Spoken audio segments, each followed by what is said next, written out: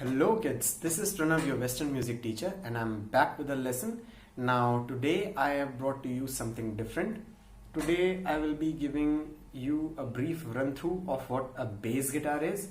If you don't actually know it, then this video might give you a brief insight about this instrument, how it is used, and what are the basic techniques that you can incorporate to your playing if you want to play a bass guitar, or if you want to switch from acoustic guitar to or electric guitar to a bass guitar. So let's talk about this instrument first. So this bass guitar that I am having right now, it has a longer scale length as compared to a guitar.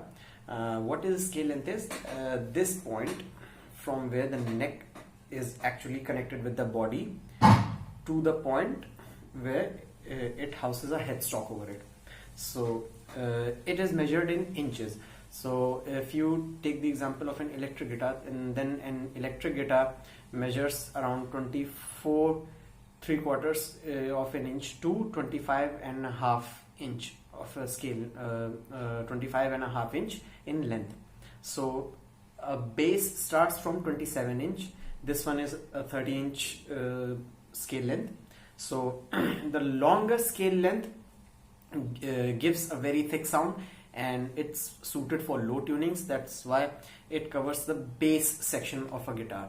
So if I give you an example of the sound, how does it sound when you connect it to an amplifier? It sounds like this.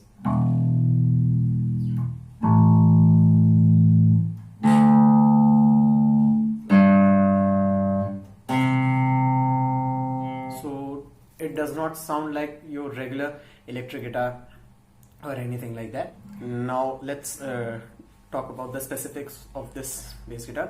So it has these knobs over here.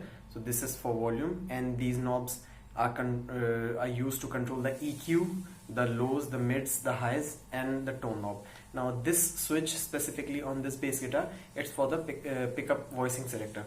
So this guitar has active pickups. Now what are active pickups? I'll explain it to you in further lessons. So this switch turns it off from active to passive. So here it is, and these are regular fret markers that you see on acoustic guitars and electric guitars. So these are common, and this is a 5-string bass, as you can see with the headstocks. It houses 5 tuning pegs over here. Now regular bass starts from 4-string. So if you do not get a 5-string bass at any shop and you want to purchase a bass, then you can also go for a 4-string bass. So there is absolutely no problem in that. Now let's talk about your picking hand and your fretting hand. What do they do? The fretting hand does the regular job as it does in electric guitar. It accesses the frets to play the grooves. Now in bass, there are different aspects of bass playing. One is groove based and the other is melody line based. So you can incorporate both of them into your playing. Once you get at a certain level, you can decide which type of bass playing do you want to play. So for example, this is just a brief example of how a groove based bass playing sounds.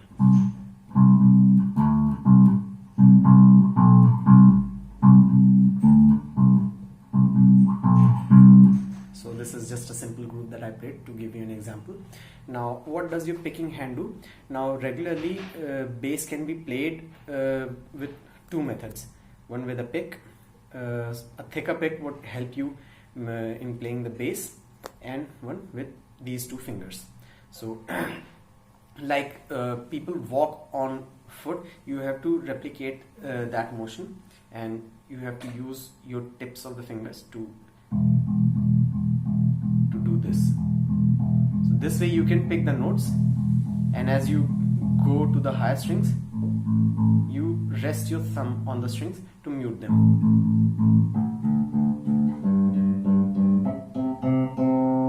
So this way you incorporate your picking hand and your fretting hand onto a bass guitar. Now if brief exercises are to be given, then I would suggest first practice this motion, and again mute the thumb, mute the strings with your fretting hand. Just place them over the fret, over the strings, so they become dead, and they'll sound like this.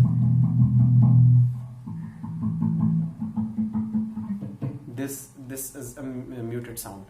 Now all you have to do is just I gave you the practice exercise in the acoustic guitar segment, where you just have to pick the strings like this: 1 2 3 4 5 6 7 8.